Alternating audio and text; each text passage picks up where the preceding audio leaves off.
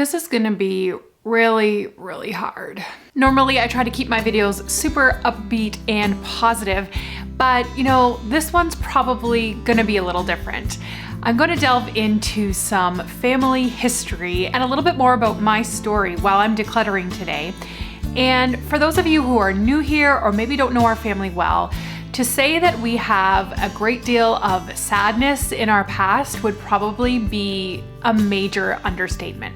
And because of those hard things, I have been putting off this type of decluttering for a really long time. One could say this video has been about 11 years in the making. I didn't want to share some of these parts of myself out there for the internet.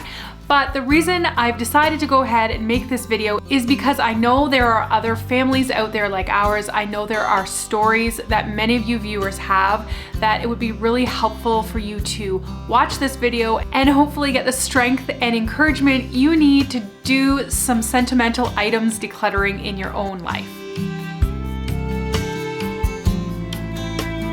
This is a space of my home I really haven't shown that much. This is our attic. It's a finished attic. It's kind of like a little apartment. And this is where I have stored a lot of our sentimental items that I just did not want to deal with over the past many years. So my name is Jen and I am an adoptive mother. I have 6 children, 2 biological, 4 adopted. But what I don't talk a lot about in these videos are my 10 other children, my foster children, those that lived in our home before we ever adopted, some for a very long time. And I'm going to be going through some items today that are connected to those fostering years and then also connected to our adoption years. And I'm going to try my very hardest not to mess my makeup up and start to cry while I'm doing this. The first place we're going to start is, do you see this little door over here? I call this a hobbit door. It is in our attic. And this is where we have kept some things that I have been putting off dealing with. Will I cry? Will I leave behind broken and crumbled signs? I'm just going to start by hauling out all of the sentimental items out of this crawl space so that I can more easily declutter them and decide what to keep and what not to keep. So this is where decluttering becomes emotional. My husband and I, after we had our second daughter, I had a lot of trouble with my pregnancies and I didn't feel my body could do it anymore, but we did want more children. So we decided we would like to adopt. And in our community, one of the only ways to adopt a baby is through the foster to adopt program. So you would essentially become a baby's foster parent. If and when things didn't work out with their family of origin, that baby wouldn't have to move to a separate adoptive home. You as a foster parent would be able to adopt them. And we really did feel drawn to this because we felt like, hey, you know, if there are so many children out there needing a good home, yeah, let's step up and do that. Naive to how the system works, naive to what really are the needs in our community. And we actually ended up fostering 10 different babies and toddlers, none of whom ended up staying with us, obviously. Some of whom we brought home from the hospital as newborns and stayed for up to a year, or they came when they were a toddler and stayed for a year. And these children really felt like our children, like we were very attached to them. And saying goodbye to them was probably the hardest thing I've ever had to do in my entire life. I don't recommend anyone have to go through something like that. It's not something that's talked about a whole lot when people talk about foster care or adoption. Usually the focus is more on the child, and rightly so, but there's a lot of grief for the fostering families, not just my husband and I, but our 2 daughters who also went through all of that grief and loss together. And this baby equipment, though it looks old and outdated, has so many memories attached for me, and I've been really struggling getting rid of them. The thing is, I mean, as you can see, they're not super in style. Will I use these for my grandkids? I'm not sure. I'm not sure if it's worth keeping them around, especially since every time I see them, it makes me sad. It doesn't make me happy. It doesn't fill me with good memories. It makes me sad remembering what was lost. But my issue here is I'm not sure how to part with them. So following along with Marie Kondo's method for decluttering things is she often recommends declutter the easiest stuff first. So I do have some sentimental things here that aren't baby related, that are like decor items from our first home or different things like that, that I'm just, you know, I was keeping because they had memories attached, but I don't use them anymore. So I'm thinking I'm gonna start with those, decluttering them, and then I'm gonna move on to the baby equipment and see where that takes me. I'm coming home. I'm coming home. Leave open the gate. Don't turn off the light. I'm coming home. Man, do I have a lot of candles. And can you believe I have a whole nother crate of sentimental candles? This is ridiculous. And it's funny because I just went and bought some more white candles because I thought I didn't have any. And I think that's the problem with stuffing things in a storage room in the attic, is you forget it's there. So I think I'd like to shy away from storing a lot of this stuff in my attic because I don't want to forget I have it. I want to either use it or lose it. Leave open the gate. Don't turn off the light. I'm coming home. The baby stuff. First of all, I have 2 baby bouncy seats. All right, so I obviously don't need 2. So I'm trying to go through in my mind which of these has more sentimental value. And if I were to pick one, definitely this little baby seat has more sentimental value because my biological daughters used it. We got it passed down to us from a friend who had used it for their babies. It definitely has more sentimental value. But in terms of function, like it's just, you just set them in it, right? And then I've got this big thing right here, which you can hang things from. It vibrates, it plays music. So it's maybe a little more practical. What am I gonna do though? Okay, I think my answer here is I'm gonna get rid of this blue one, even though it's more practical, because sentimentally, it doesn't have a ton of sentiment attached to it, whereas this one does. And this one, I think I would be sad and miss it if it was gone. So I'm gonna get rid of one and keep the other. We call this a bumper jumper because it has bumpers on the side, but we would hang it from a door. So many of the babies we cared for loved this. You kind of can hang it from a door jamb and they can just bounce and have fun on it. My one thought was, are these like still legal? And I'm pretty sure they still are. And I do think I would like to keep this, not just for the sentimental memories, but I think that babies who stay here in the future will get a lot of use out of it. So that's a keep. Oh my goodness, I didn't even remember I had any of this. Okay, I have stumbled upon memories from my past, pre-marriage, pre-kids. It's all like newspaper clippings from me as a kid. It's different pictures of things my grandma had kept and passed on. So I definitely think I'm going to keep this little treasure of a box, and I can't believe it was in my attic and could have got damaged and I wasn't taking very good care of it. So I'm gonna have to do something with these.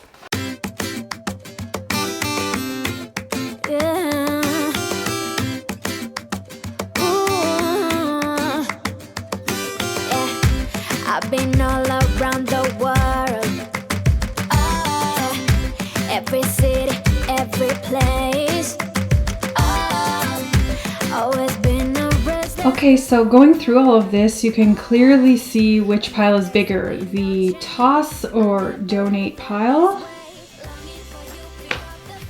and the keep pile.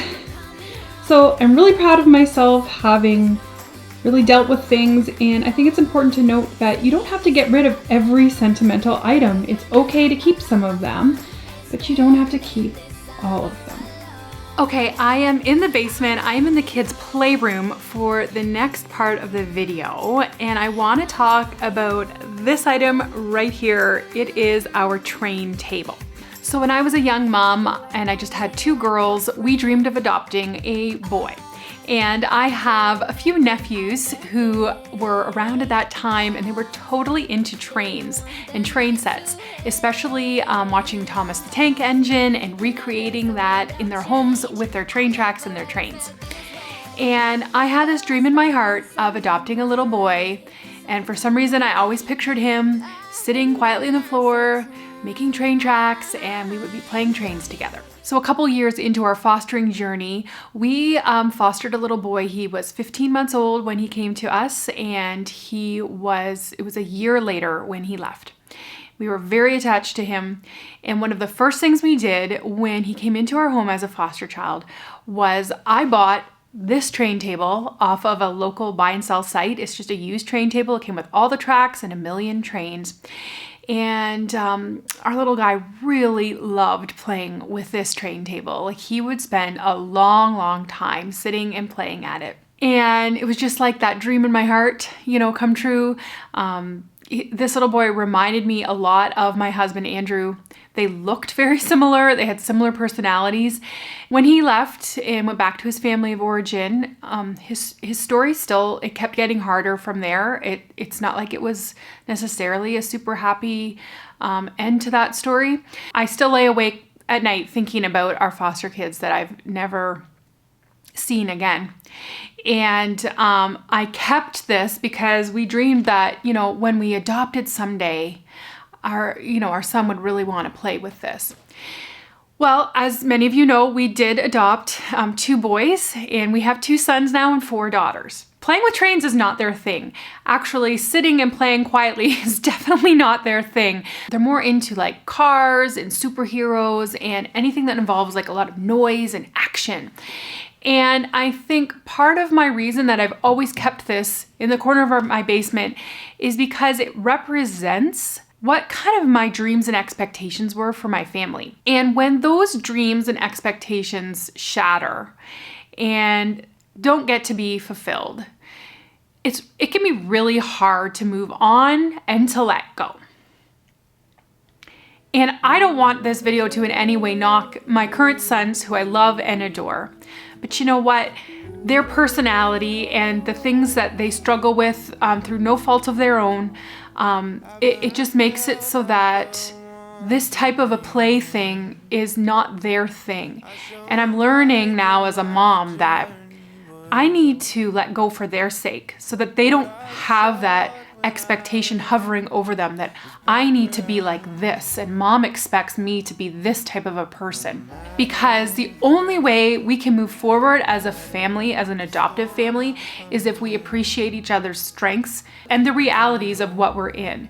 So I was watching a video by Cass from Clutterbug, and she's a fellow Canadian YouTuber. You should check her out if you haven't. And I was actually watching it this morning, and it was talking about toxic clutter in our home. And I think that that is what this train table has come to represent. So, in an emotional decision, I have decided that we are going to get rid of the train table. And I think I might keep a few buckets of tracks and trains that maybe if I have grandsons someday or granddaughters who really like to play with trains, then I will keep those and I'll have those on hand, but I don't need like the entire table and a million things that go along with it. So it's kind of a sad day for me, letting go of some of that stuff, but it has to be done. No matter the storm, I'm coming home. I'm coming home. Open the gate, don't turn off the light, I'm coming home.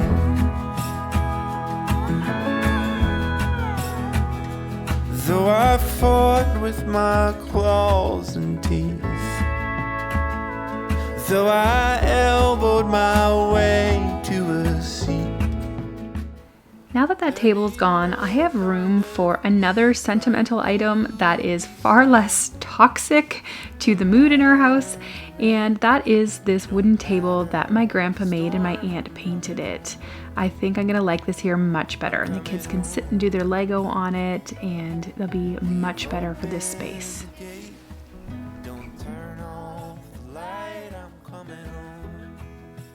Okay, we're in my son's bedroom for this next part of the video. Our 2 boys share a bedroom right now, and I'm beside a massive pile of stuffed animals. and I wanted to have a little chat about decluttering your children's sentimental items. Now, sometimes I do a big declutter when the kids are away at school. I get rid of toys and things I know that don't really matter to them and they're probably not gonna miss. But I really feel it is important for you as a parent, if you have children in the home, that if you're going to declutter sentimental items, you need to ask their permission first, and you need to have them choose what they want to keep and what they don't want to keep. And I want to share a little bit more about the story of our family right now, because I think it's important to understand why we generally keep probably more stuff for our kids, and their rooms don't look like, you know, a minimalist's paradise by any means, and there's actually a good reason for that. Think about the perspective of a fostered child or an adopted child. So our children, some of them who we adopted, lived in 5 or more foster homes before we adopted them. And before that, they lived with various friends and family. So they moved around a ton. Nothing was consistent for them, and they really didn't have anything of their own. And so what I have found with our foster and adopted children in particular is that they have a really, really hard time decluttering and getting rid of things. They don't want to get rid of anything because they now are in a home where they actually have things that have memories, and they do not want to say goodbye to any of it. Even if it's something just, you know, just some random plastic toy from McDonald's. Sometimes it's just like, well, I have a memory attached to that because I went to McDonald's with grandma when she got me that toy. And so like every single item becomes a representation of the attachments they're making. Our family is struggling through a lot of that. So where some homes they might say, okay, you need to choose one stuffed animal to have with you at bed at night, we definitely let our kids have 10. And where some people might say, okay, let's clean up your bookshelf, choose one special picture that you want to have displayed, you know, one of this, one of that, just to make things clean and minimal. I really respect homes that do that, but I'm not going to ask my children to do that. And they have many special items, and I'm okay with things looking a little more cluttered and them having maybe a lot more sentimental items on display than the average person, because I know what it represents to them. And so if you're in that position, maybe you had a tumultuous past and you're feeling guilty about not being able to let go of some of those sentimental items, I just want you to give you permission to not feel guilty about keeping some of those things. And the last room we're decluttering today is my master bedroom. I have done a full master bedroom KONmari before. I will link that video for you if you'd like to watch it next. But when I did that declutter, I realized afterwards that there were quite a few sentimental items in here that I did not show on camera, that I kept, that, I don't know, should I have, should I not have? So we're gonna go through some of that today. There's a wind of change. I've never ever felt this way. See here me trying to talk through, should I keep these wedding shoes or not? I did decide to ditch them.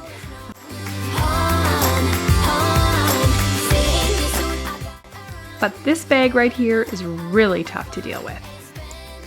These ballet items are really tricky. Comment below if you have some little loved ones in your life who you really enjoy going to watch them at their activities or sports. And ballet was definitely that for me. It was actually kind of an escape for me this past decade when things were really hard at home and rocky, and there was a lot of settling in behaviors that I was dealing with our adopted children. Going to ballet with 2 of my daughters was actually stress relief for me. Just being in the vehicle with them, chatting about their day, dropping them off, going to watch them in their class, going to their recitals, going to their competitions.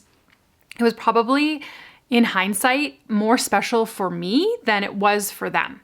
And I have kept every single one of their million super fancy costumes. I've kept all of their ballet slippers and skirts and bodysuits. And I did have this idea to create this like massive wall display in our basement with all of their ballet slippers and the different sizes of skirts and that type of thing. And now that they are out of ballet and not doing it anymore, and a little bit of time has passed, now I'm like, okay, am I going to want that huge display in our rec room, you know, forever? Maybe not. Maybe I can do something smaller, maybe a little shadow box with maybe their first pair of ballet slippers and then their first pair of point shoes and maybe like their first little skirt and bodysuit, but not all of them. So I think that's what I'm going to do. I think I'm just going to go through these and I'm going to choose and select what I'd like to keep. I never ever felt this way. You're stuck inside my mind. Deep inside my mind. Now I want to know from you, what are some sentimental things in your home that you have a really hard time dealing with or decluttering? Let us know in the comments below. And I do have lots more decluttering videos. If you're interested in watching them, I'll link them here. Hopefully you're subscribed and have the bell notification on so that you will definitely see when I have more videos pop up. For the least, this is Jen.